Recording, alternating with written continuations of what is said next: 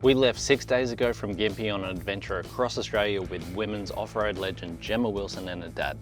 We made it all the way to Birdsville with only a few small dramas, but we're about to enter into the Simpson Desert, a place that is unforgiving and so isolated, but we plan to do it unsupported along the French line. We knew it was going to be hard, but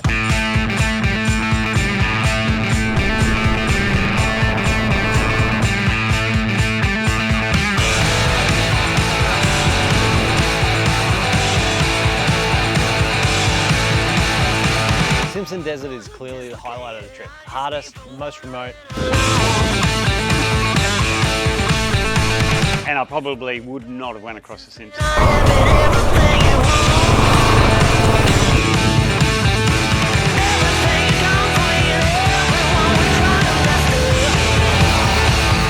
we are about to head off into the Simpson, tackle Big Red, which I'm excited about. It's the largest sand dune of the Simpson Desert crossing, and then many sand dunes after that. And our group of 3 has become 4. We met Trev last night, we invited him to come along, and we've woken up this morning and he is geared up and ready to join us. Trev's out here on a solo adventure on his DR400 celebrating his 50th birthday. At the time of leaving, we really didn't have a chance for a meet and greet. The first time I actually saw Trev was on the bike as we were rolling out of Birdsville. This is a big day. Yes, it will be a big and exciting day. I don't even know what to expect, to be fair. So, A heap of water, a lot of fuel. So we're leaving Birdsville this morning and we're heading across the Simpson Desert. We're going along the French line. We're really not sure how far we're going to get, but our next destination is going to be Mount Dare in a couple of days. Feels like we're heading into a bit of the unknown. None of us have done the Simpson. We sort of know what's coming, but we just hope we've got enough supplies, food, water, fuel. But got another mate, so hopefully he's just as prepared or more prepared than we are. at the Northern 8.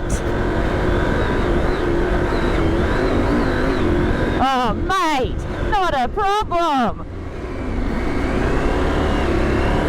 Oh, now there's a problem. As soon as we got to the top and just crested onto the flat part, that's where it really sort of sunk in a little bit more of a taste of what was to come. It's a bit of a lake out there. Top of Big Red. Big Red. Ticking Big Red off the list certainly calmed the nerves. With all that extra weight, it was a little bit of a shock to the system, but it was good to see our new mate Trev got up so easy on the mighty DR400. All our concerns about adding an unknown rider to the group quickly vanished. And just like that, we're off into the desert.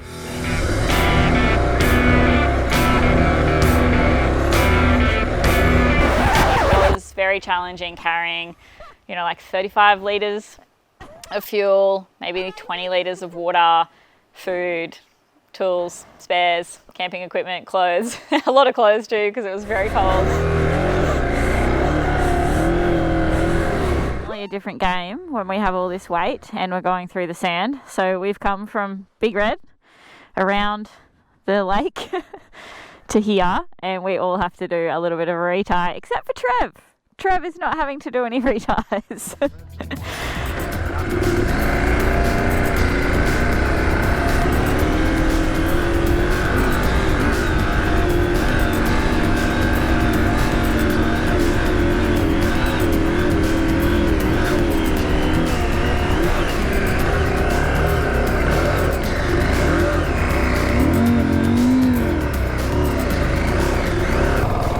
Just the weight on the back of the bikes just throw you in all different directions, hey.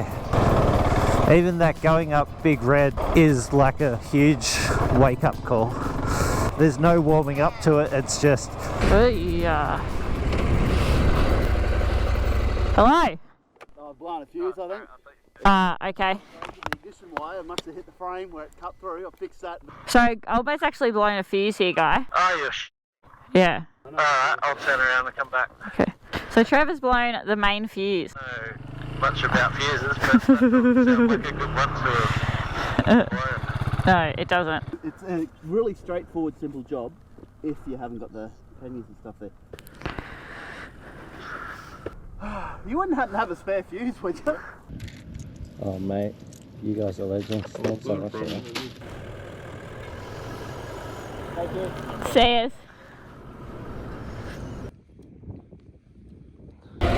Alright, so I've hung out here with Trev for maybe like half an hour. It didn't do anything to help him except be moral support. And yeah, he's away. He had a blown main fuse. A couple forward drives stopped and gave him like 20 fuses, but it was some wiring in the back. His bike just bottoms out over every one of these big rolly bumps, which is no surprise, like with the weight that we're all carrying. And so yeah, ripped some wires out and blew a fuse, but he got it sorted, and I'm glad that he's not out here by himself.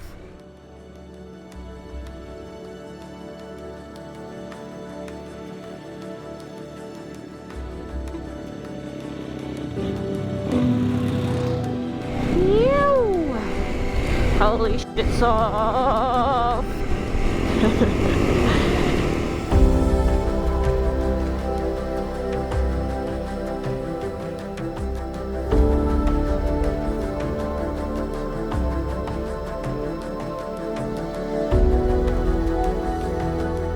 So with all the water about in the desert, we had to take a detour north of the usual spot where you cross Air Creek. We were told a lot of forward drives were getting through pretty easy, but we just had to line up the star pickets and stay between them. We should be sweet.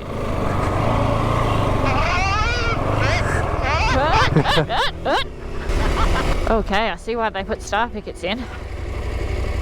So yeah, coming in from here and going across and aiming for those sticks. Once we actually got to the crossing, we could actually see the water was moving pretty fast in sections, so we didn't really want to drop the Norden. It's a big bike on its own. We decided it'd be better if we helped each other across the creek just to make sure we didn't drop the bikes.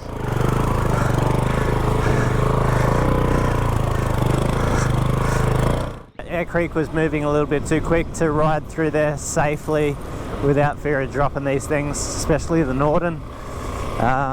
We got there through okay, and then went back and helped out another fella, turned up on a Yamaha. Now we're back on the track.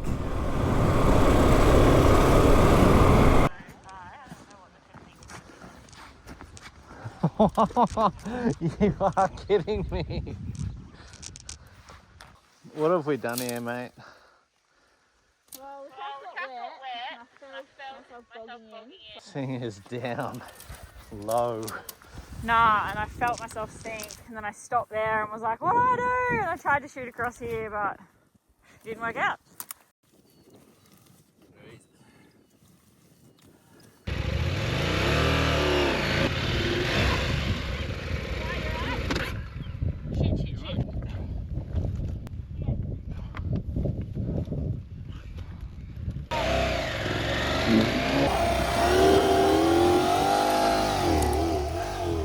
Thank you.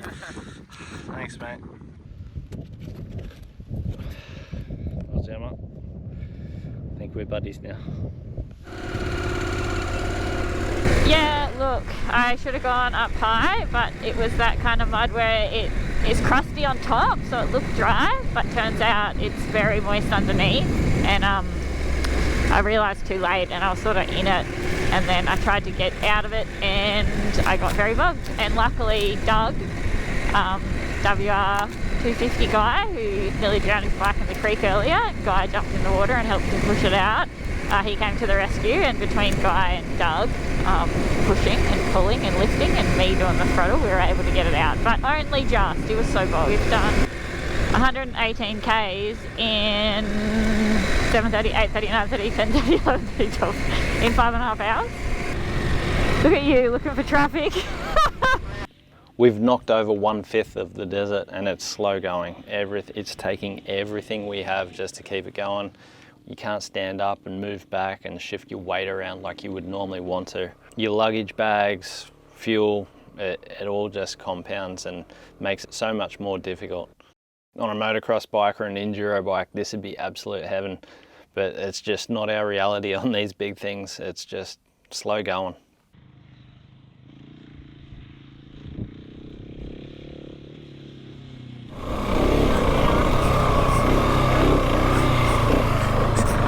You can't park there, bro. after lunch we made some distance, but we really needed to pull up. We were just starting to make so many little mistakes here and there. Not bad ones, we were just tipping over a lot, so it was getting to that point where we just needed to pull up for the day.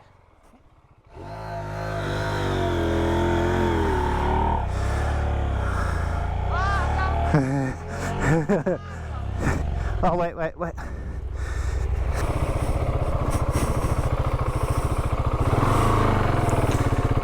You alright? Yeah. It's a good one. Yeah. Good until I started way back there. Yeah, we're all thinking like it would be so much nicer to have gone some more Ks today. We'll be just over 200 by the time we get to Northern Territory. But we had so many things today that stopped us and slowed us down, and it's 4:30 already. So I think that's a nice goal. Just another 22 Ks. I know I'm getting pretty tired. I know Dad's getting pretty tired. So yeah, Northern Territory for sleeping tonight. Morale was definitely waning a fair bit into the afternoon, so we got 186 kilometres into the desert. We decided to pull up stumps for the day next to this lake, get an early start on some dinner, and regroup for the next day. On the first day where we weren't making it as far as I thought we would, because I had completely underestimated how hard it would be, and yeah, that was morale was a bit low, and thinking, should I turn back now to get back, so I can go back to Birdsville and salvage a holiday rather than getting stuck out there, because I wasn't sure I'd make it across. Day one in the Simpson was tough going. I didn't know what to expect, and it was hard. And I think too, when you've got 4 bikes, 4 people, there's 4 lots of potential things that can go wrong, and nothing huge went wrong yesterday. It was just lots of little things that just ate up a lot of time. But all the fuel's in the bike now. I've only got 11 litres left strapped to the bike, and yeah, I think we've got a plan. We know what we're in for. I think day 2 is going to be a lot easier. Every day the packing gets a little bit more refined. It's a little bit different. Evolution 12. All right, day 2, we're 186 kilometres into our Simpson Desert crossing. We still have 336 to go to get to Mount Dare. Not sure how far we're going to get in there today or what lies ahead, but it's going to be a fun one. All right, let's do this. Yeah, well, I was thinking yesterday, say on a 250, right, and you've got your support, so you don't have to carry fuel or, just your camelback with water. It's still a lot of Ks of sand. Like, where else do you go riding and for 500 kilometres you're in sand? It's like we still have 350k to go, and I've only got, I think we've all only got like 11 litres each left, yeah? Yeah, and Dad's got a couple of 4 litres still on his, and I took his 11 this morning. So I've got 2 11s with me. Dad's got a couple 4s, and you've got a bit less than 11. Where are we? We've got South Australia, Northern Territory, Queensland. So we're just jumping between time zones. First person who's ever done that.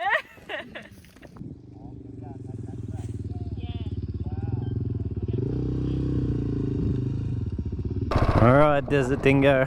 One thing that is constant out here is the change. As much as it is the same, for the first time since we got into the Simpson Desert, we were able to appreciate the salt flat, and we're able to get a little bit more speed, which is kind of cool. But like I said, things don't last for long. Oh, the sand has definitely dried out.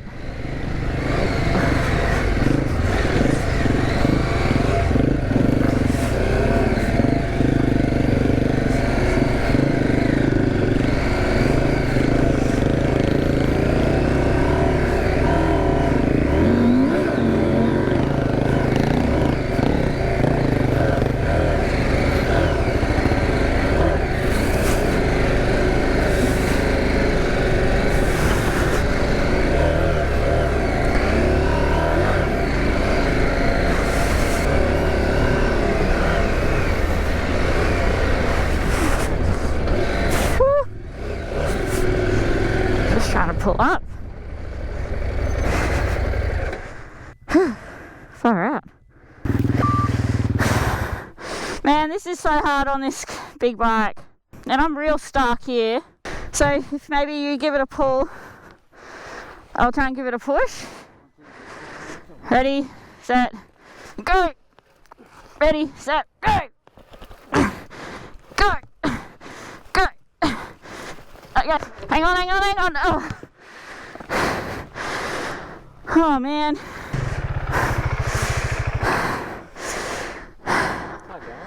I'm really struggling on this big girl, eh?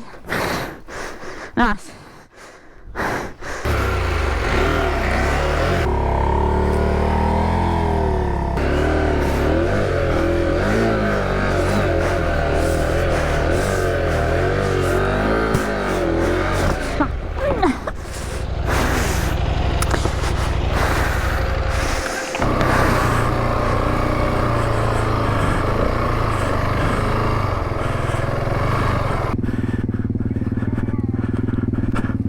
Should we try and ditch some of the fuel in the bikes?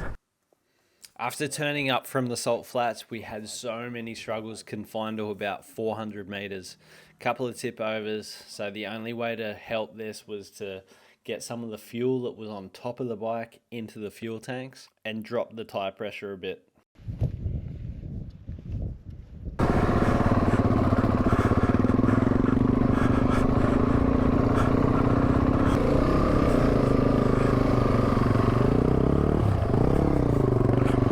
I'm not gonna lie, I panicked because it's like 200 k's to Dalhousie Springs. But we stopped. I took a little bit of air out of my tires and I got rid of 11 kilos worth of fuel, like in my bike. And I filled up my water packs as well, so it's off the bike, it's on me. We're okay. I mean, it's not easy, as you can see. It's gonna be a hard 200k. I proved myself a little bit thinking that I wasn't going to be able to do it, so.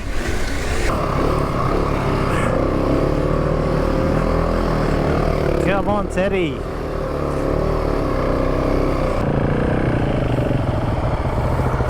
You all good? Did you come off, did you? Ah, damn it. Really, as it fell, I just didn't get my foot out. Ah, yeah, yep. Slow going, isn't it? Oh, that makes it hard.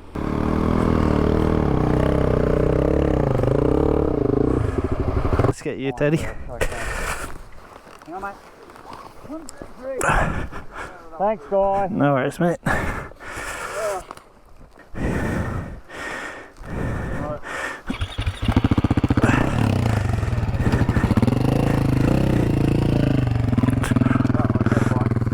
Ah, all good.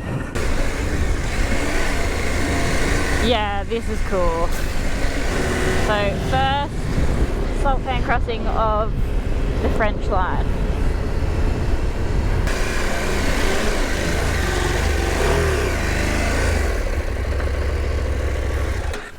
Got easier.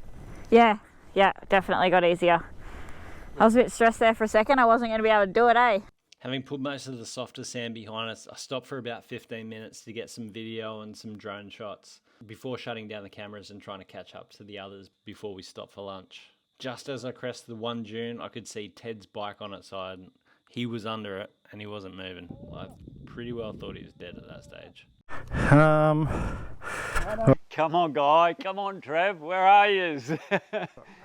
But I knew they were coming, so I didn't stress too much. Hold on, hold on. And I tried to move it a few times and get it out, but it wasn't going to do it without, sending pain waves through me. I might need a hand, bro. I think Guy was stressing more than me by then, because he thought that I'd really hurt myself, because I had put myself in a relaxed, prone position. He thought I was dead. But as it turns out, got my foot out, was able to wait there, got back on the bike straight away and rode the next, 5Ks, and then we stopped for lunch, had some painkillers, and it was all good. We've got about an hour and 20 minutes before we call it for the day. And we're just poking along, seeing how many more Ks we can do, because it's pretty tough going.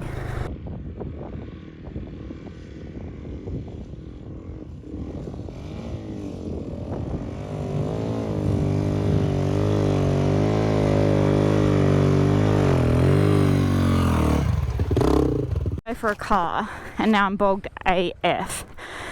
And I have big regrets about that, although I reckon between Guy and I, we can lift the front wheel across pretty easily. Now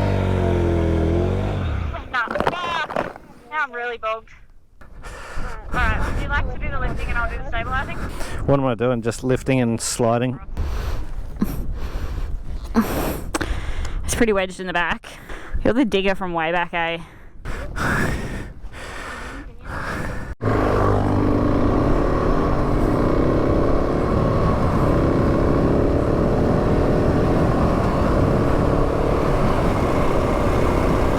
To the French track, we all thought that we were just going to be fighting for our lives for a couple hundred Ks.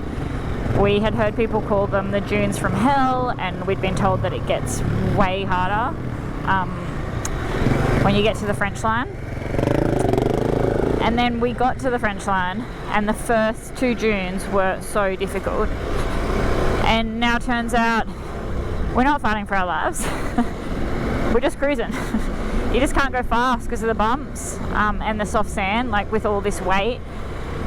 You know, if you get it wrong, it's really hard to correct it. So you've just got to go really slow, and then you're all good. And it was funny because yesterday morale was high, morale was low by the end of the day. This morning we woke up, morale was high. I reckon about lunchtime, morale was pretty low. But I feel like it's come back up again. So it's the end of day 2 in the Simpson Desert. Do you want me to wait till you get your helmet off? End of day 2. Yeah. So yeah, thoughts on today? That was good. After we got to Popple's Corner, we really found out how trying the Simpson Desert could be. So glad day 2 was over and done with. It was a pretty challenging day, soft sand. At one point I thought Ted was dead, but now just looking forward to getting some rest and some hot food and a bit of shut-eye. I know the temperature's going to get pretty low overnight, so I'll look forward to day 3. Really enjoyed the day, and I think we're over the hardest part of the challenge. So, pretty rapid about that.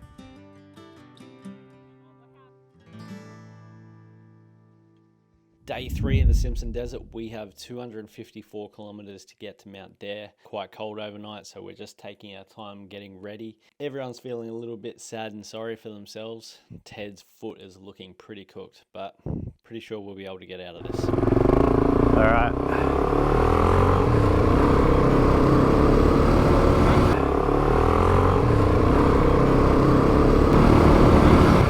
It's actually been fun this morning, and the pace is a little bit slower and everyone's riding together, which is cool.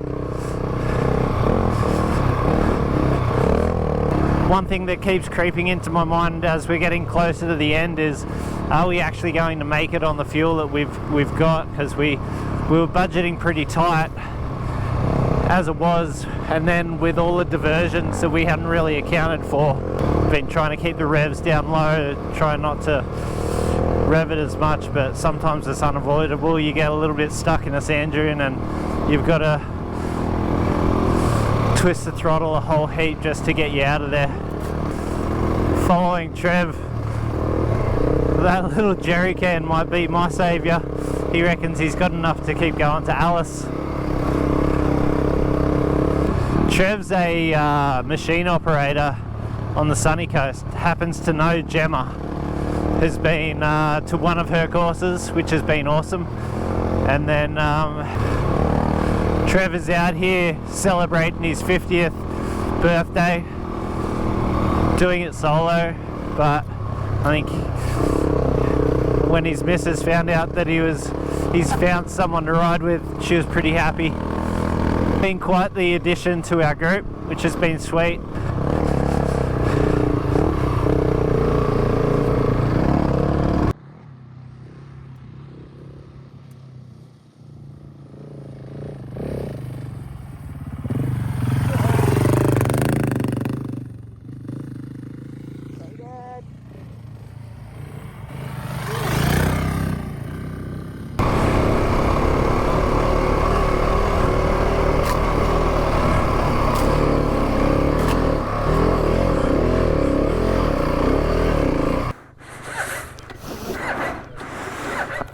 my starter motor might be a bit cooked, eh?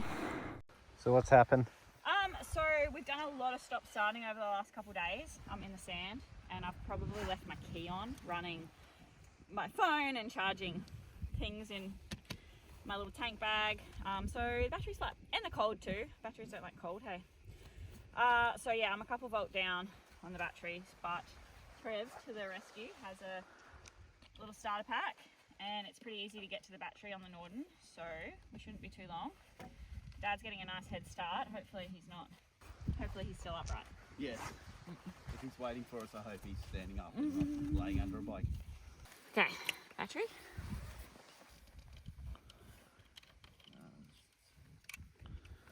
And then don't stall it for a while, eh? Yeah, please don't. Should be alright to go.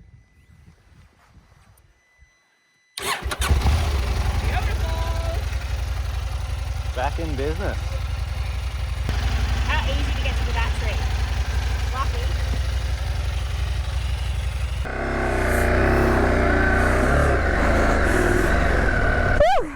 Alright, well that corner took longer than it needed to. Mate, I'm so glad that we have Trev. I thought that one of my pumps was also a jump starter, but when it came to it and I needed a jump starter then, I was like, well, there's no cords with it, so I obviously, it's not it, so my bad.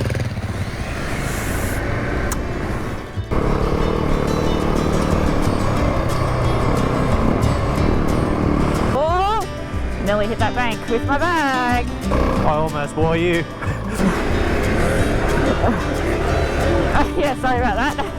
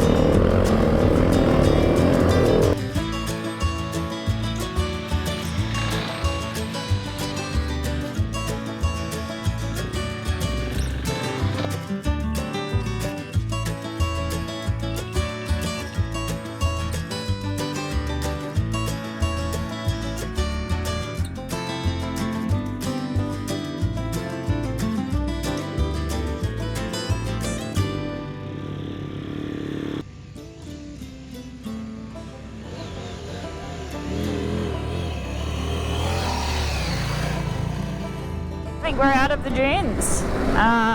There is hardness under a thin layer of sand now. We did it. I mean, we're not out of the Simpson Desert yet, but we've done the hard bit and it feels pretty fantastic. And just how much the countryside has changed. It's pretty cool. These have been a big couple days for Dad, eh? I'm glad that I got to do it with him. But that was a pretty amazing 3 days. A really amazing 3 days actually. And I'm glad it was hard, because when shit's hard, you feel so much more rewarded at the end. You know, like no 6-day world championship round I ever did was easy. But the feeling at the end is what made you line up again the next year. That was pretty awesome to be able to tick off the Simpson Desert crossing, going east to west, bucket list type stuff. It was just so good to do it with a great group of people. Meeting Trev in Birdsville, he was such a great human, and yeah, we're going to have these memories forever. We're about 2/3 of the way across the country now, so we've still got a little bit to go on our journey. So glad to see that sign.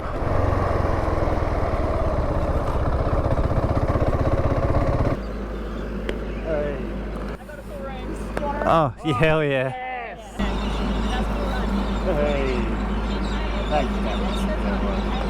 Some bloody hard times out there, but that's what makes it all the more rewarding. And I'm heading back home. I'm going to do the Unsupported track. Always wanted to do that, and probably through Flinders because of the flooding, then Broken Hill, back into Brizzy, home. So I'm hoping another couple of days of adventuring and hopefully nothing like the Simpson.